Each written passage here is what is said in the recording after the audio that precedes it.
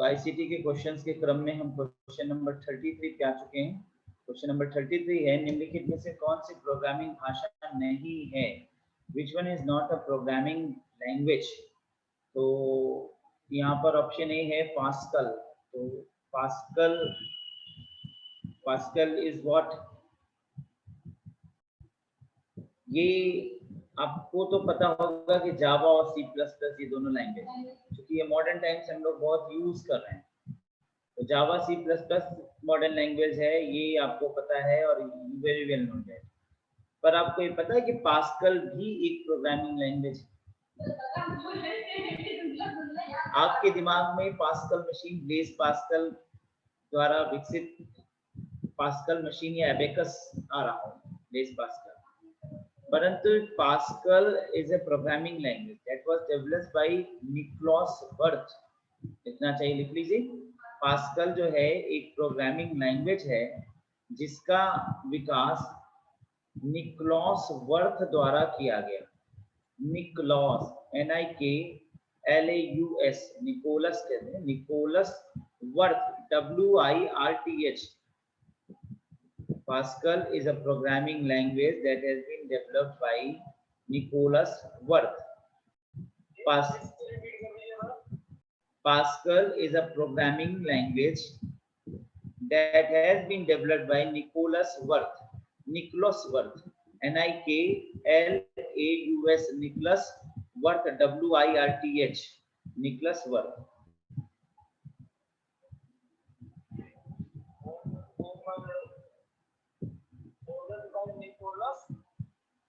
Nicholas worth,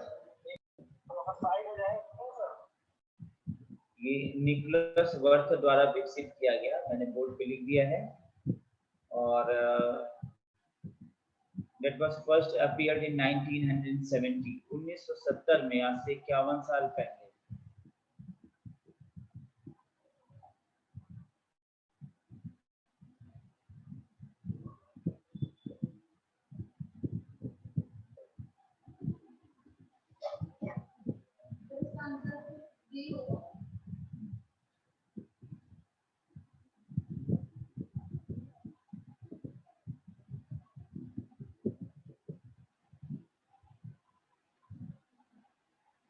एक line और add कर लीजिए।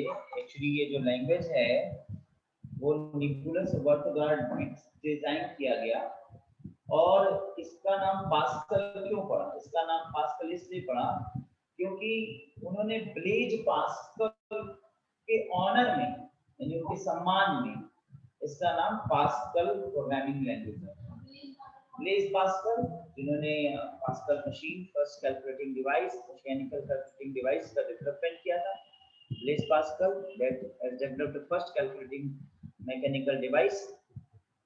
तो ये बात बहुत इंपॉर्टेंट है कि ये ब्लेज पास्कल के सम्मान में निकोलस वर्थ ने इसका नाम पास्कल प्रोग्रामिंग लैंग्वेज या वर्थ पास्कल कहा जाता है, इसे पास्कल लैंग्वेज। ठीक है, बस चलते हैं, क्वेश्चन खोल लेते हैं। तो इस क्वेश्चन के अकॉर्डिंग क्या बात आपने देखा कि पास्कल जो है वो एक प्रोग्रामिंग लैंग्वेज हो गई। अभी जो डाउट था वो दूर हो गया, जिसका विकास जो है वो निकोलस वर्थ ने किया। पास्कल, ब्लेज पास्कल के सम्मान में इसका नाम पास्कल रखा गया। इसके बाद जावा एक फेमस प्रोग्रामिंग लैंग्वेज और सी प्लस प्लस भी प्रोग्रामिंग लैंग्वेज है, लेकिन बी यानी माइक्रोसॉफ्ट ऑफिस जो है वो ऑपरेटिंग डिवाइस है, ऑपरेटिंग सिस्टम है, ओएस बोलते हैं इसको। तो Microsoft office in operating system, और इसलिए यहाँ पर बी इसका आंसर होगा, माइक्रोसॉफ्ट ऑफिस, जो प्रोग्रामिंग भाषा नहीं है, ये कोई लैंग्वेज नहीं है। लैंग्वेज तो वो होते हैं जो सॉफ्टवेयर बनाने के काम आते हैं। एमएस ऑफिस आप वर्क करते हैं ऑफिस वर्क करने के पर्पस से, ठीक है। ऑपरेटिंग डिवाइस के दृष्टिकोण से देखें तो ये हम जो वर्ड पे लिखते हैं सब एमएस ऑफिस के अंतर्गत आता है, परंतु इसको बनाने के लिए जो भाषा प्रयोग की जाती है वो लैंग्वेज बोली जाती है, वो ये नहीं है। तो यहाँ पे आंसर होगा बी, माइक्रोसॉफ्ट ऑफिस।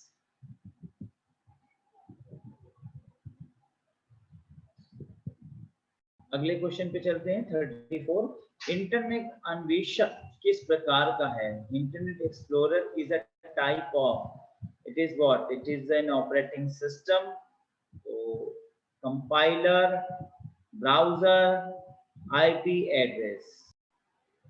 तो यहाँ पर देखिए सभी चीजों को समझिए। जनरली प्रचालक पद्धति ने ऑपरेटिंग सिस्टम, तो सिस्टम को ऑपरेट करने के लिए जो प्रोग्रामिंग लैंग्वेज इत्यादि प्रयोग करते हैं, जैसे माइक्रोसॉफ्ट की प्रोग्रामिंग इत्यादि, वो सब कुछ ऑपरेटिंग सिस्टम, ठीक है, ऑपरेट करने के लिए। कंपाइलर मैंने आपको बताया है आज आधुनिक स्वरूप प्रोग्रामिंग लैंग्वेजेस के, ठीक है, जिसमें सी प्लस ये सब प्रोग्रामिंग लैंग्वेज कंपाइलर पे बनते हैं, जो कि बड़ी तीव्र गति से पूरे कंप्यूटर के प्रोग्राम को स्कैन कर लेता है, जिससे समय बचता है, मेमोरी बचती है। हाँ, थोड़ी कमी ये है कि गलती पकड़ने में देर लगती है, डिबगिंग में देर होता है, लेकिन एक बार अगर डिबग्ड है तो बार बार डिबगिंग नहीं होगी, फास्ट हो जाएगा, स्पीड ये होता है कंपाइलर। इसके बाद ब्राउजर, तो ब्राउजर क्या है? जनरली वेब पेज जिस पर हम कुछ फाइंड करते हैं, खोलते हैं, तो वेब पेजेस जो खोलते हैं, ठीक है, उन्हें हम ब्राउजर कहते हैं। अब हमारे पास 3-4 ब्राउजर जनरली प्रसिद्ध होते हैं, मैं स्क्रीन शेयर कर दे रहा हूं। जैसे क्रोम, अगर हम क्रोम पे कोई पेज खोलते हैं, सपोज करिए कि हमने एक वेब पेज खोला क्रोम पर, तो वहां पर सर्च द वेब, वो एक प्रकार से ये एक्सप्लोर, ये ब्राउजर है, ये ब्राउजर्स हैं। क्रोम क्या है? एक ब्राउजर है।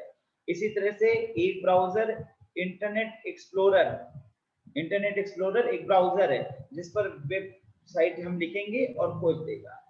तो क्रोम है, इंटरनेट एक्सप्लोरर है, ये सब ब्राउजर है। इन ब्राउजर्स पे हम काम करते हैं, ठीक है। तो ब्राउजर क्या है? जिन पर खोलते हैं स्क्रीन को, जिस पर हम साइट डालेंगे और वो ओपन हो जाएगा, हम अपने किसी वेबसाइट को खोलेंगे। तो ब्राउजर यानी जिस पर हम कोई वेबसाइट डाल करके वेब पेज खोलते हैं। अब इंटरनेट एक्सप्लोरर, गूगल क्रोम, समझिए ये सब ब्राउजर्स। तो इसमें जो आंसर होगा इस पॉइंट ऑफ से देखिए, तो यहां पर क्वेश्चन का आंसर होगा ब्राउजर है। Clear? That is safety browser. IP address आप कैसे कंफ्यूज कर गए? मैंने आपको इतना बेहतर रूप से पढ़ाया, समझाया था। जब 4 सेक्शन में आईपी एड्रेसेस, आपको लास्ट में मैंने बताया था कि 4 सेक्शन में आईपी एड्रेस की पहचान क्या है? 4 सेक्शन में डिवाइड होगा, डॉट से डिवीजन होगा, और कोई भी संख्या किसी भी सेक्शन का 256 की नीचे होगा, 255 के बराबर या उससे नीचे होगा, 256 से कम होगा, क्योंकि 2 द पावर 7 बाइनरी से ज्यादा नहीं हो सकता। वो आईपी एड्रेसेस होते हैं। वो एड्रेस एक प्रकार से आप फोन नंबर जो आपका होता है, सिम नंबर होता है, इसी तरह से जो कोई एक इंटरनेट का प्रयोग कर रहा है, तो आपके सिस्टम से जो इंटरनेट आप प्रयोग कर रहे हैं, उस इंटरनेट का एक आईपी एड्रेस निर्धारित हो जाता है, तो वो आईपी एड्रेस होता है। तो आईपी एड्रेस कहीं से भी इंटरनेट एक्सप्लोरर नहीं हो सकता है। इंटरनेट एक्सप्लोरर एक ब्राउजर होता है जिस पर वेब पेज खोजना, ब्राउज मतलब क्या है? खोजना, ढूंढना, और वो ब्राउजिंग साइट्स बनाई गई हैं। इंटरनेट एक्सप्लोरर एक ब्राउजिंग साइट हो गया, गूगल क्रोम एक ब्राउजिंग साइट हो गया, जिस पर हम ब्राउज करेंगे, खोजेंगे। क्लियर? जनरली जब हम सिस्टम खरीदते हैं तो हम उसमें कहते हैं कि हमें कमांड कौन सा डालना है, एमएस ऑफिस का प्रयोग करना है, हम कहते हैं माइक्रोसॉफ्ट का ऑपरेटिंग सिस्टम डाल दीजिए, ठीक है ना। ऑपरेटिंग सिस्टम, जैसे सिस्टम को खोला जाएगा, सिस्टम के जैसे ऑपरेट करना है, वर्क करना है, यूज करना है, एमएस ऑफिस इस्तेमाल करना है तो माइक्रोसॉफ्ट का प्रयोग करना पड़ेगा। इसी तरह से लाइनस ऑपरेटिंग सिस्टम होता है, तो वो ऑपरेटिंग सिस्टम जनरली हम लोग माइक्रोसॉफ्ट का ऑपरेटिंग सिस्टम का प्रयोग करते हैं, क्योंकि एमएस ऑफिस का बहुतायत प्रयोग करते हैं। सिस्टम खरीदा नहीं, ऑफिस डलवा दिया, इंस्टॉल कराया जा रहा है। ऑपरेट करना, कंप्यूटर को संचालित करने के लिए जिस प्रोसीजर का प्रयोग किया जा रहा है उसे ऑपरेटिंग सिस्टम कहेंगे। ऑपरेटिंग सिस्टम का इंटरनेट से कोई रिलेशन नहीं है, ये समझ गए। सिस्टम खरीदा, ऑपरेटिंग सिस्टम ऑपरेट करना यानी कि खोलने बंद करने की इस प्रकार की प्रक्रिया का प्रयोग। ऑफिस 10, एमएस ऑफिस, हम करेंगे MS ऑफिस 7 है, MS ऑफिस 10 इंस्टॉल है, तो ऑपरेटिंग सिस्टम अपडेट कर लेते हैं, तो वो नए उसमें और वर्जन जुड़ जाते हैं। तो चलते हैं क्वेश्चन नंबर 35 पर। निम्नलिखित में से कौन ओपन सोर्स सॉफ्टवेयर है? Which of the following is an open source software? तो ओपन सोर्स सॉफ्टवेयर का पहले मतलब बताइए। जनरली ओपन सोर्स सॉफ्टवेयर पहले क्या था कि आपको जब सिस्टम को ओपन करना होता था, इंटरनेट का प्रयोग करना होता था, तो आपको काफी कमांड देना होता था, जिससे इंटरनेट का एक वेब पेज खुलता था। अब नेट पे जब हमें कई पेज खोलने होते हैं, तो हमारे पास ओपन सोर्स सॉफ्टवेयर बना दिए गए जो आसानी से नेट पे पेजेस को खोल देता है, जिसमें internet explorer, Google Chrome, Mozilla Firefox इत्यादि इत्यादि आ जाते हैं। अब आप इंटरनेट का प्रयोग बहुत करते हैं, लेकिन आप यह नहीं जान रहे हैं कि ये ओपन सोर्स सॉफ्टवेयर बनाए गए हैं जो सबके लिए इजी है, एक्सेस ऑफ इंटरनेट, नेट पे इस्तेमाल करने के लिए ईज के लिए बनाया गया। तो मोजिला फायरफॉक्स है, आप कभी-कभी होता है कि फायरफॉक्स से नहीं खुल रहा है, तो आप इंटरनेट एक्सप्लोरर से पेज खोल रहे हो, होता है ना अक्सर, तो आप वेब ब्राउजर बदल देते हो, क्योंकि वेब ब्राउजर्स हैं जो ओपन सोर्स सॉफ्टवेयर्स हैं। ये वेब ब्राउजर्स को ही सोर्स ओपन सोर्स सॉफ्टवेयर कहा जाता है। अगर हम इनके अन्य ऑप्शंस को देखें तो Acrobat reader.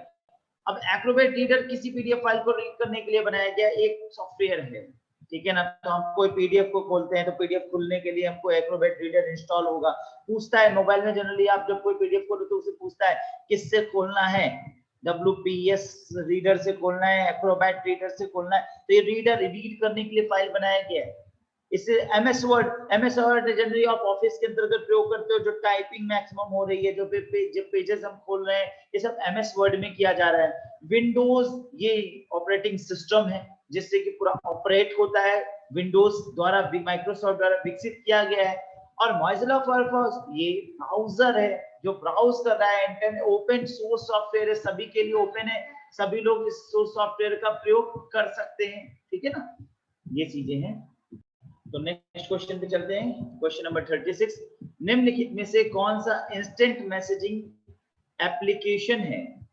Instant messaging application यानी तुरंत मैसेज करने का काम आता है। तो व्हाट्सएप जनरली आप अभी तुरंत व्हाट्सएप पे कॉल कर रहे हैं, वीडियो कर रहे हैं या टेक्स्ट लिख के भेज दें, तुरंत इंस्टेंट मैसेज हो जाता है, तुरंत पहुंच जाता है। गूगल टॉक जनरली आप बातचीत करने में प्रयोग करते हैं। गूगल टॉक में भी क्या था, फोन करने जैसा सिचुएशन, जैसे आप फोन उठाए आप कॉल करते हैं। इसी तरह से इंटरनेट पर हम जब चैटिंग करते हैं, बात करते हैं, तो हम गूगल टॉक के माध्यम से वॉइस कन्वर्सेशन करते हैं। वॉइस कन्वर्सेशन करने के लिए हमने हेडफोन लगा लिया और गूगल के माध्यम से टॉक कर रहे हैं, ठीक है। अब ये चूंकि बहुत कम प्रयोग है, क्योंकि अब मोबाइल आ गया, तो पहले मोबाइल नहीं था तो लोग गूगल टॉक को बहुत प्रयोग करते थे, क्योंकि फोन बहुत महंगा हुआ करता था। ये हमारे टाइम पीरियड में चले जाइए, हमारा एक एरा अलग है, आपका एरा अलग है, क्योंकि हमको एहसास होता है कि एक युग परिवर्तित हो चुका है। जिस समय हमने नेट क्लियर किया, आज जब हम आ रहे थे घर पे, तो हमको पता नहीं क्यों एक एहसास हो रहा था कि जिस टाइम हमने नेट किया था तो हम एक अजूबे हुआ करते थे, फिगरेटिव पर्सन थे। यानी कहीं अगर पहुंचे पार्टी या कहीं पे और किसी से कहते हैं कि हम नेट क्लियर हैं, तो लोग बड़ी बड़ी आंखों से देखते थे, नेट क्लियर है, तो बड़ा अच्छा लगता था। लोग भले ही कुछ नहीं मिला या कुछ हमने नहीं और अचीव किया उस नेट को लेकर के, हमने आज संस्थान चला रहे, नेट लेकर हमने जॉब नहीं लिया, लेकिन नेट क्लियर करना हमारे लिए उस समय बहुत बड़ी अचीवमेंट थी। क्योंकि IAS तो पता था लोगों को, लेकिन नेट उस समय बहुत बहुत ज्यादा रोचक चीज थी। हर एक स्टूडेंट के एस्पिरेंट में नेट हुआ करता था। तो नया न्यू कमर जो भी आ रहा है, ग्रेजुएशन और फर्स्ट ईयर और प्रीवियस ईयर में, तो वो उसके लिए नेट बहुत बड़ी चीज होती थी। तो कोई अगर मिले तो कह दिया नेट है, तो great achievement, very great achievement, net है। तो मुझे अच्छे से तरीके से याद है कि एक बार मेरी एक टीचर थी और मेरा बहुत उनसे एक प्रकार से कहा जाए तो एक फर्स्ट रिलेशन था। तो वो साथ में हम कहीं की चलो एक जगह तो हम गए, तो उन्होंने अपने रिलेशन में बताया कि ये अमित है, ये नेट प्लेयर है। तो सारे लोग एस्पिरेंट्स सभी लोग ऐसे देख रहे थे जैसे कोई अजूबा बात आ गया हो। तो आज नेट होना कोई बड़ी चीज नहीं, आप आज हर गली नुक्कड़ मोहल्ले में लोग नेट मिल जाएंगे, और हॉस्टल में नेट वाले बैठे हुए हैं, और जिससे पूछो हाँ नेट तो क्लियर है। नेट बहुत बड़ी चीज नहीं है, नॉट वेरी ग्रेट अचीवमेंट। तो वो धीरे धीरे एक समय बदल गया। तो उस समय ऐसी हम ये बात कर रहे हैं कि हम लोग कभी, ये बहुत बड़ी अचीवमेंट थी कि फोन की जगह गूगल टॉक कर रहे हैं। तो फोन बहुत महंगा हुआ करता, जनरली बीएसएनएल ही हुआ करता था। बीएसएनएल का डब्बा वाला फोन 1 रुपया कॉर्नर लगा करता था, और अगर कहीं आपने बाहर बात कर लिया तो जेब में से बड़ी वाली 100 का पत्ता ऐसे ही निकल जाएगा, पता ही नहीं चलेगा। तो बाहर ट्रंक कॉल बुकिंग, उसमें 5 रुपए 7 रुपए ऐसे। तो मुंबई बात करना है, ट्रंक कॉल बुक करिए। ट्रंक कॉल बुक करने के बाद एक रिसीवर कॉल करेगा आपको 15 मिनट बाद, आधा घंटा, जब भी आपका नंबर आए आप बैठे रहिए फोन के सामने, ट्रंक कॉल का टाइमिंग सेट है। अब वो कॉल, हेलो हाँ मुंबई कॉल लगाई गई, आप बात करिए। आप जब मुंबई कॉल लगी बात कर रहे हैं तो एक बहुत बड़ी रोचक होता था। अब मीटर भी डी खूब, अगर आप कहीं पीसीओ से बात कर रहे हैं तो 57 रुपए 58 रुपए 125 रुपए 200 रुपए ऐसे ऐसे बिल बन जाता था। उस दौर में गूगल टॉक एक बहुत बड़ी अचीवमेंट हुआ करता था, क्योंकि इंटरनेट पर आप 30 रुपए 35 रुपए स्टार्टिंग दौर में थोड़ा महंगा था, लेकिन फिर 30 रुपए के एक एवरेज रेट में हो गया था। फिर हमें अच्छे से याद है सिफी का एक चल रहा था जिसमें कार्ड सिस्टम, वो थोड़ा सस्ता पड़ रहा था, तो हमने कार्ड बनवा लिया था इंटरनेट का, साइबर कैफे का। तो उसमें एक बार में आपने 200 रुपए 300 रुपए का कार्ड रिचार्ज कर दिया, बैठे रहिए इंटरनेट पे, आपको 30 रुपया घंटे के हिसाब से पड़ रहा है। तो अब उस पर क्या है, आप 2 घंटा बैठ गए और गूगल टॉक पे लगा लिया, और अगले व्यक्ति से आप फोन पे बात कर रहे हैं। तो अब ये, अगर आप 2 घंटा कहीं मोबाइल पे, मोबाइल तो था ही नहीं, अगर आप पीसीयू पे बात करेंगे तो 200 300 रुपए 400 रुपए ऐसे बिल बन जाएगा, और वहां आपका 60 रुपए में आप 2 घंटा बतिया रहे हैं। गूगल टॉक एक बहुत बड़ी खोज थी। हाँ, एक कमी रहती थी नेटवर्क की, बात हो रही कट कट कट जा रही, बात हो रही कट कट, जो फोन में नहीं रहता था, फोन में तो बात होती रहती थी। लेकिन एक अच्छा ये था कि हाँ गूगल टॉक से आप आसानी से, तो ये इंस्टेंट मैसेजिंग का था। जैसे आज इंस्टेंट फोन किया, आपको कोई दिक्कत, आपने तुरंत हेलो पापा, हेलो घर वालों का आपने बुलाया, तुरंत बोला। उसी तरह से आपने इंस्टेंट टॉक करने के लिए गूगल टॉक का प्रयोग किया जाता था। तो इंस्टेंट टॉक था गूगल टॉक, ठीक है। तो इसमें देखिए, तो यहाँ पर व्हाट्सएप भी इंस्टेंट टॉक हो गया, गूगल टॉक भी इंस्टेंट टॉक हो गया। अब वाइबर क्या है, वाइबर क्या है ये बताइए, फिर इसके बाद चर्चा करें। यहाँ पर वाइबर क्या है, एक लिखना चाहिए, लिख लीजिए थोड़ा बहुत, मैं बोल दे रहा हूं। Viber is also an instant messaging platform. Viber एक इंस्टेंट मैसेज करने का एक प्लेटफॉर्म है,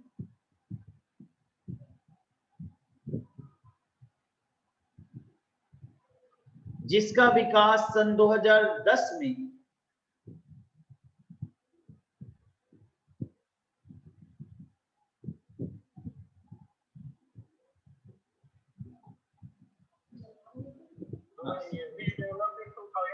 हाँ, which was developed in 2010 by an Israel-based Viber Media, जिसका विकास सन 2010 में इस्राइल आधारित एक वाइबर मीडिया द्वारा विकसित किया गया, वाइबर मीडिया द्वारा विकसित किया गया, इस्राइल आधारित वाइबर मीडिया द्वारा विकसित किया गया, जिसे आगे चल के 2014 में which was bought by Rakuten in 2014। Rakuten एक कंपनी है, Rakuten RAKUTEN, Rakuten in 2014, जिसे आगे चलकर 2014 में Rakuten नामक कंपनी द्वारा अधिग्रहित कर लिया गया। Rakuten एक जापानीज मल्टीनेशनल कंपनी है। Rakuten is a Japanese multinational company।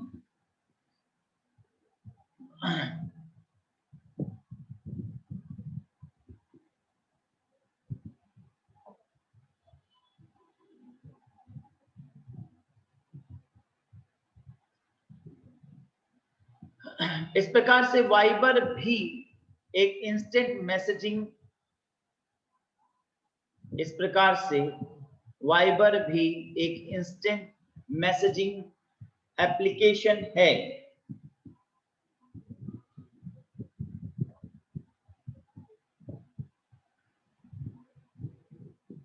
और इस क्वेश्चन के अकॉर्डिंग देखें तो इंस्टेंट मैसेज एप्लीकेशन के अंतर्गत तीनों ही विकल्प आएगा, व्हाट्सएप, गूगल टॉक, वाइबर, ए, बी और सी। इसका आंसर होगा 1, 36 का आंसर होगा 1, ए, बी, सी।